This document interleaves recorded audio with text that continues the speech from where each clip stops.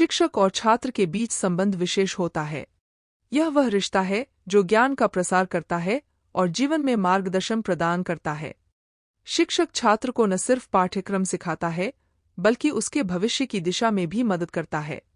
छात्र भी अपने शिक्षक को गुरु मानता है, जिससे उसके जीवन को नया आयाम मिलता है। कहानी एक शिष्य और गुरु की है। ये एक ऐसा दिल का रिश्ता है कि यदि आप दिल से लो तो आपको पता ही नहीं चलेगा कि आपने मंजिल कब पा ली, और आपने यदि दिल से नहीं लिया तो आपको पता ही नहीं चलेगा कि आपकी जिंदगी बोझ कब बनी। हर सफलता के पीछे आपके परिवार के साथ साथ गुरु का भी हाथ होता है। आप जब भी कुछ बन जाते हैं तो हर किसी के सामने आप अपने बेस्ट गुरु और अपने परिवार की छवि का बखान करते हैं और उन्हीं के बताए हुए पग चिन्हों पर सबसे चलने को कहते हैं। इस कहानी को यदि आपने पूरा सुन लिया तो आप पक्का गुरु और शिष्य का कितना गहरा संबंध होता है बाखूबी समझ पाएंगे। ये कहानी एक रियल स्टोरी है। ये मेरे गुरु योगेंद्र त्रिपाठी और मेरी फ्रेंड मितांशा की है। योगेंद्र सर जब भी क्लास में आते वो सब बच्चों से यही कहते, लव यू मेरे प्यारे शिष्यों। लेकिन हकीकत में पूरी क्लास को नहीं बोलते थे। लेकिन ये प्यार भरे शब्द सबके लिए नहीं हैं, ये बोलना उनके लिए मुश्किल था। वो मितांशा को आई लव यू कहना बिल्कुल पसंद नहीं करते थे। मितांशा क्लास में इस तरह से रहती थी कि बाल उसके उजड़े हुए, आंखों में कीचड़ और उसकी स्कर्ट शर्ट पे मैल की परत होती थी, सिर झुका हुआ होता था, क्लास में मूर्ति बनके बैठना। योगेंद्र सर जितने भी बेकार उदाहरण होते उसी को लेके समझाते। सारे बच्चे उसे देख ठहाके मार के हंसते। उसका मन वैसे ही पढ़ाई से हट रहा था और इन सब हरकतों की वजह से और भी सहम गई थी। अब तो वो क्लास में आती और आसमान की तरफ देखती रहती, मानो कि उसका दिल कुछ खोज रहा हो, लेकिन वो इस माहौल में क्या ही करती। धीरे धीरे 3 महीने बीत जाते हैं और उसका तिमाही एग्जाम होता है। वो अपना एग्जाम देती है। आज वक्त था उसकी कॉपी चेकिंग का। हमारे योगेंद्र सर जी क्लास टीचर थे। वो क्लास में साइंस पढ़ाते थे। सारे टीचर उसकी कॉपी एक शिष्य की तरह ही चेक करते हैं, लेकिन योगेंद्र सर उसकी कॉपी बिना देखे ही चेक कर देते हैं, वेरी बैड लिख देते हैं। आज रिपोर्ट कार्ड बनाने का दिन था। वो उसके रिपोर्ट कार्ड में उसकी सारी कमियां ही लिखते हैं और प्रधानाध्यापक को दे देते हैं।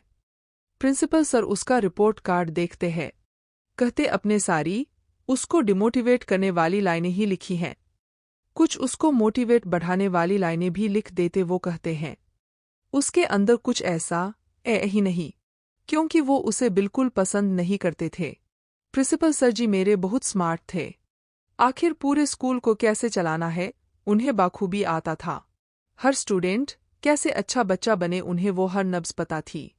वो उसके पिछले पूरे रिपोर्ट कार्ड निकालते हैं और क्लास में टेबल पर रख देते हैं।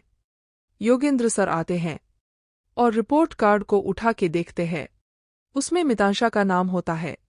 मितांशा नाम देखते ही रिपोर्ट कार्ड साइड कर देते हैं और हमेशा की तरह आई लव यू बोलते हैं।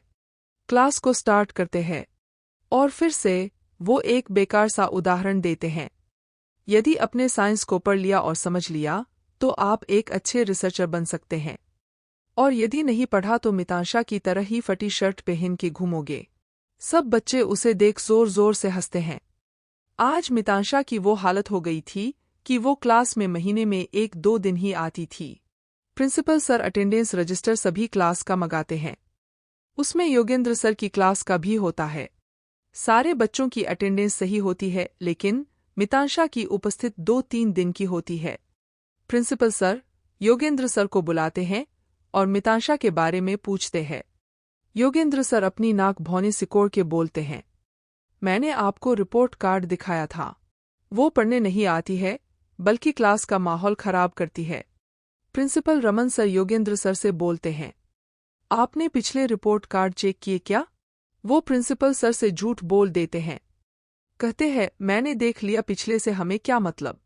रमन सर समझ जाते हैं कि योगेंद्र सर को उसकी नफरत ने रिपोर्ट कार्ड देखने नहीं दिया, लेकिन उन्होंने बातों ही बातों में योगेंद्र सर को इशारा कर दिया था। योगेंद्र सर अपनी बात खत्म करते हैं और जल्दी से अपनी क्लास में आके बैग खोल के मितांशा के एक-एक करके रिपोर्ट कार्ड देखते हैं। हर रिपोर्ट कार्ड में उसकी प्रगति का बखान होता है। हर क्लास में फर्स्ट आती है और कई सारे फोटो होते हैं जो कि उसकी पुरस्कार के होते हैं। लेकिन क्लास 6 में उसकी छमाही में अब्सेंट होती है। उसमें लिखा होता है, माँ के मर जाने के कारण परीक्षा नहीं दे पाई।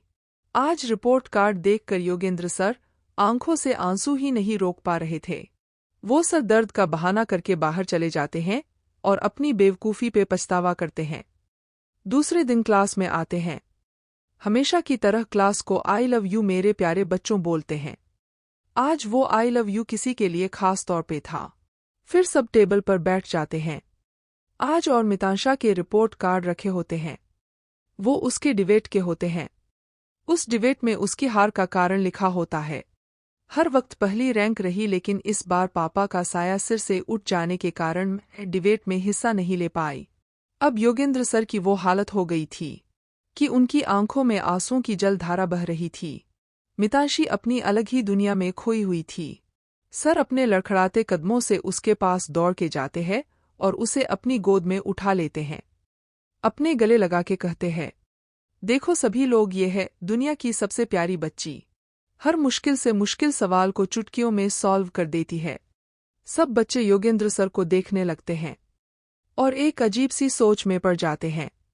अब जब योगेंद्र सर आते, आई लव यू कहते और हर एक अच्छा उदाहरण मितांशा पे देते। मितांशा के लिए तालियों की गड़गड़ाहट गूंज उठती। मितांशा सब देख जो सर पढ़ाते उसे ध्यान से पढ़ती। योगेंद्र सर भी कोई सवाल होता सबसे पहले मितांशा से ही करते।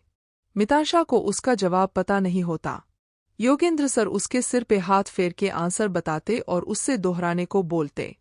वो अपनी दबी हुई आवाज में जवाब देती और शीट पे बैठ जाती। सर उसके उसी जवाब पर शाबाशी देते। धीरे धीरे मितांशा का मन पढ़ने में लगने लगा और अब वो हर सवाल का जवाब सबसे पहले देती। घर का सारा काम भी करती और अपने कपड़े धुल के इस्त्री करके तैयार होके स्कूल आती। धीरे धीरे क्लास 8 में पहुंच गई। आज उसका अंतिम पेपर था। एक बेस्ट गुरु और शिष्य का बिछड़ने का दिन आ गया। दोनों एक दूसरे को देख अपने आंसू नहीं रोक पा रहे थे। विदाई होती है। मितांशा सर को एक पत्र तोहफे के तौर पे देती है और बाय कह के चली जाती है। सर पत्र खोलते हैं। उसमें लिखा होता है, पापा के बिना जिंदगी अधूरी है। आप ही मेरी जिंदगी के सबसे बड़े हीरो हो। पापा, आपके बिना मेरा जीवन अधूरा है। आज से आप ही मेरे पापा और माँ हो। अब सर जल्दी से अपनी रजिस्टर वाली अलमारी खोलते हैं और उसका एड्रेस खंगालने लगते हैं। लेकिन उसका हर एक रजिस्टर में पता अलग होता है, क्योंकि उसके माँ बाप नहीं थे। इसलिए वो अपने खर्चे के लिए इधर उधर काम करती थी और जहां वो काम करती वही जुगाड़ करके रुक जाती थी। धीरे धीरे उनकी लाडली शिष्या बड़ी हो गई थी और अब शादी की उम्र हो गई थी। वो अपने स्कूल एड्रेस पे एक खत, कार्ड और टिकट भेजती है। खत में लिखा होता है, डियर पापा, आप जब तक नहीं आओगे मेरा कन्यादान पूरा नहीं होगा। वो झट से छुट्टी लेते हैं। अपनी पत्नी को सारी कहानी बताते हैं और अपने आप को वहां जाने से नहीं रोक पाते हैं। वो शादी में पहुंचते हैं। देखते बहुत बड़े बड़े ऑफिसर्स आए हुए हैं और फंक्शन की रस्में सारी रुकी हुई हैं। बस सबकी निगाहें यही देख रही हैं कि अब कौन आने वाला है। और मितांशा के कमरे में जाते हैं। मितांशा उनका फोटो हाथ में लेके रोए जा रही थी और सबसे यही कह रही थी, बस दुआ करो मेरे पापा जल्दी आ जाए। योगेंद्र सर आवाज लगाते हैं, बेटी मितांशा। वो उन्हें देखते ही अपने खुशी के आंसू नहीं रोक पाती है और उसे लेके मड़प में बैठते हैं। पंडित जी से कहते हैं, रस्में स्टार्ट करो। सारी रस्में होती हैं। सर जी अपनी लाडली का कन्यादान करते हैं और शादी में दहेज का सामान देते हैं। हर खर्चे की जिम्मेदारी अच्छे से निभाते हैं। अब लड़की की विदाई का टाइम आता है। अपनी नम आंखों से कहते हैं, मुझे माफ कर देना, मैंने तुझे पहचानने में देर कर दी। तू हमेशा खुश रहे, मेरी उम्र भी तुझे लगे, तेरी हर मुसीबत मेरी हो, सदा सुहागन रहे। बेटी विदा हो जाती है और उसे पत्र थमा के चली जाती है।